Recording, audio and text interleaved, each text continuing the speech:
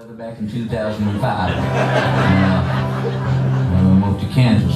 The furthest point you can get from any coastal area in America. 51st.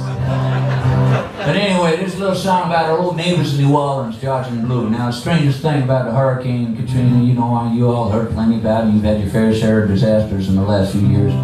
But perhaps the strangest thing people may not fully understand is it was not the huge loss of property and a very substantial loss of people. Because that's something we all deal with every day, one way or another. But it was an unprecedented evacuation of a city 3 times the size of Canberra. And if you can imagine, we're talking a full evacuation. This means every government worker, every cop, every person that lives and works in the city, a month after, is gone, and completely gone. There ain't nobody there. This has never been done before to this scale. And we were scattered all over the country. So if you can imagine your friends, your neighbors, your work associates, the people you hate, the people you love, suddenly you're scattered across a huge nation for 2 months. Some longer. And some of us were sent to Colorado, somewhere in New York, somewhere in Texas. Katie and I, we were in Kansas. This little song about our neighbors, George and Blue. They used to live across the street from us in a 2-room house where they raised 13 grandchildren. That's 2 rooms, not 2 bedrooms.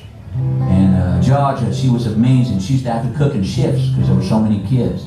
She couldn't feed them all in one sitting. We get off a gig at 2 o'clock in the morning. In Georgia, she'd be frying chicken at 2 o'clock in the morning for the late shift. And Blue, he was a shade tree mechanic, but he was also a great fisherman. He could pull catfish out of that river nobody else could. And after the hurricane, like I say, we was in Kansas, George and Blue, they were in Mississippi.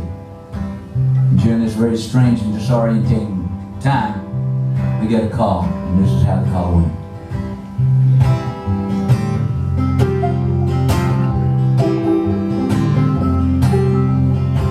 I got a message on my phone today. Blue and Georgia just called to say, hey, how y'all doing? We miss you. Well, Georgia, Blue, we miss y'all too. Yeah, we do. We miss you. Well, Blue, you always calling me neighbor, especially when you don't remember my name. Now y'all in Mississippi and we in Kansas, but we's neighbors just the same. Yeah, we're neighbors just the same. Well, tell me, Blue, 'cause I gotta know, do your dogs still bite and do your rooster crow?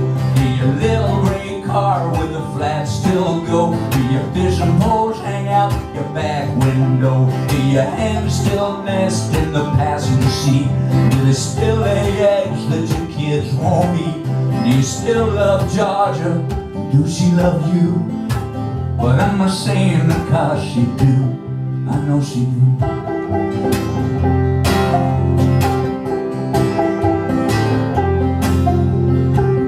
Well, Georgia, I wish you could come and see how big is our little this one. Did you know we're expecting again?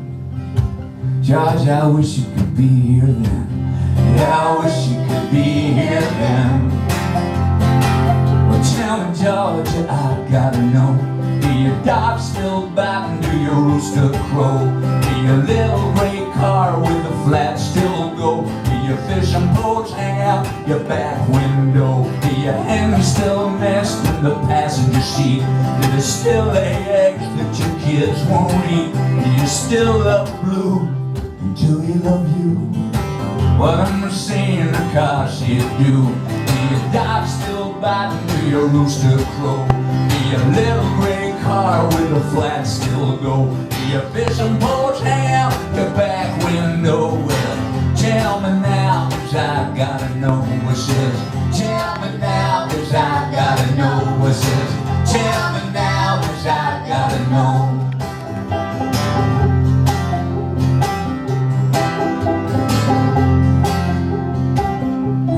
Message on my phone today. Blue and Georgia just called to say,